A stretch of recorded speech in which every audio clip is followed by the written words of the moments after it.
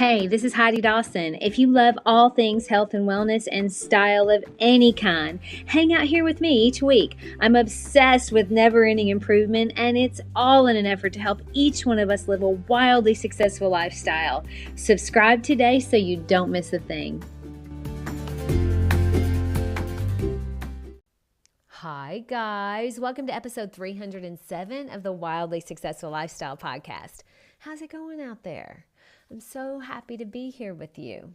So I recently saw Ed Latimore reposted something that had a huge impact on me the first time I heard him say it. And it is this: the heaviest weight at the gym is the front door. Now, the reason why I think it had such a huge impact on me is because it resonated with me.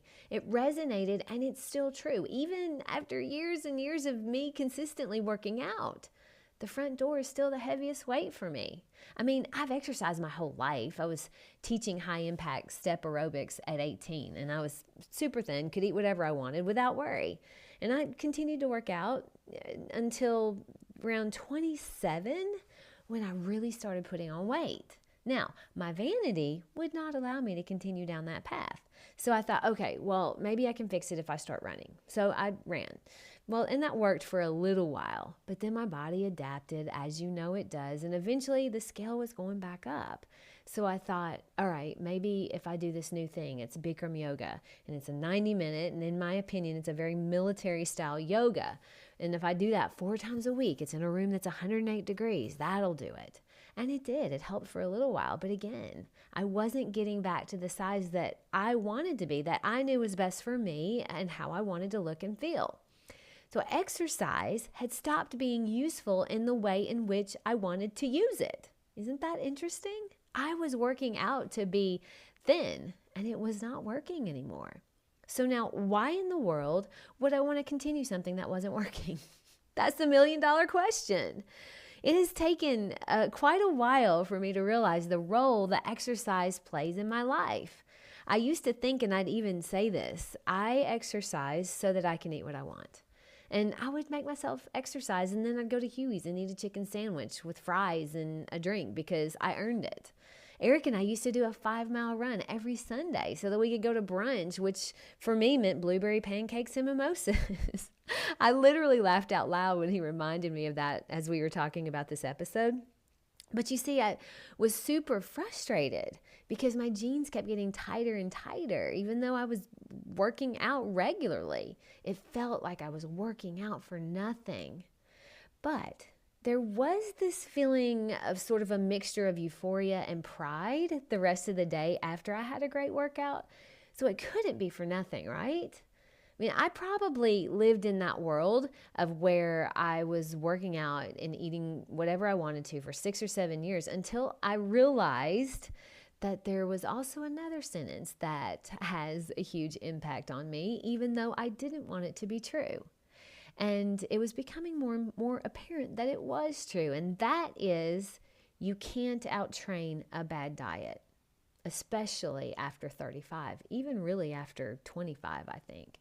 But that's when I realized working out was making me feel amazing, but it was not making me lose weight. Not as long as my nutrition was where it was.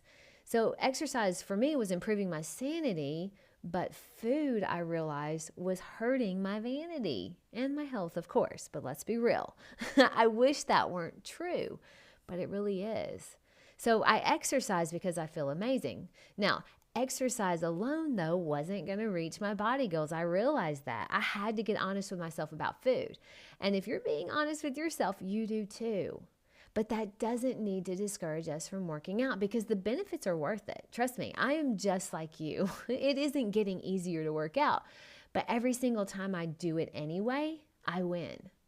We have to stop wishing it would get easier, and we have to get real about our exercise and nutrition. You can get benefits from one or the other, but you can't out-train a bad diet. And there's no way to eat so healthy that you don't have to exercise or move. It's just not possible. You see, when I'm being really honest with myself, I am addicted to working out at least 5 times a week, and I do it pretty consistently.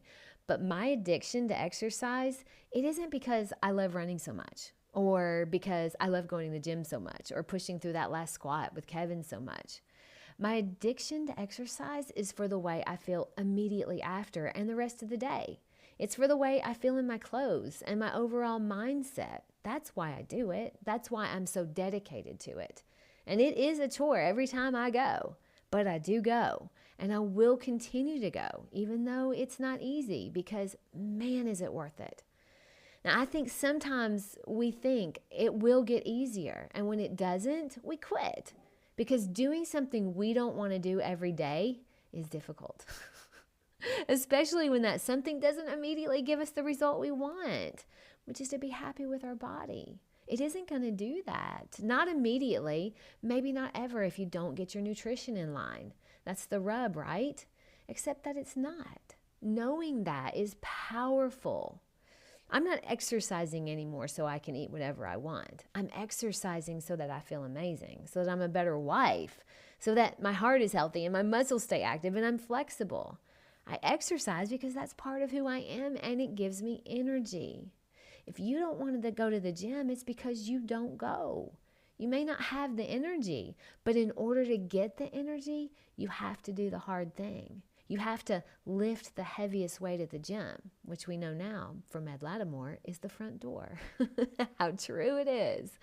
I gave up a long time ago thinking that I would one day all of a sudden just wake up and going to the gym would be like eating a chocolate oatmeal cookie where I just love it so much I can't stand it. That is probably never going to happen for me. My little sister is totally different. She loves it. She says she loves going to the gym, and I'm happy for her with that. But that is not the case for me. Now, I'm going to say this week I'm taking a pickleball course, and that might add some fun and adventure to my gym experience. I will keep you posted on that. But I do go to the gym, even though it's hard, even though I don't want to. And when Ed Latimore said the heaviest weight at the gym is the front door, he didn't add, but it gets lighter or it gets easier the more you do it, because that isn't always true. For people like me, it remains to be the heaviest weight. And most of the people, the consistent ones at the gym that are my friends, that are there every day, they will say some days to me, man, I didn't feel like being here today, but they came anyway. And it's even harder to come to the realization that we can't out-train a bad diet. That's even harder.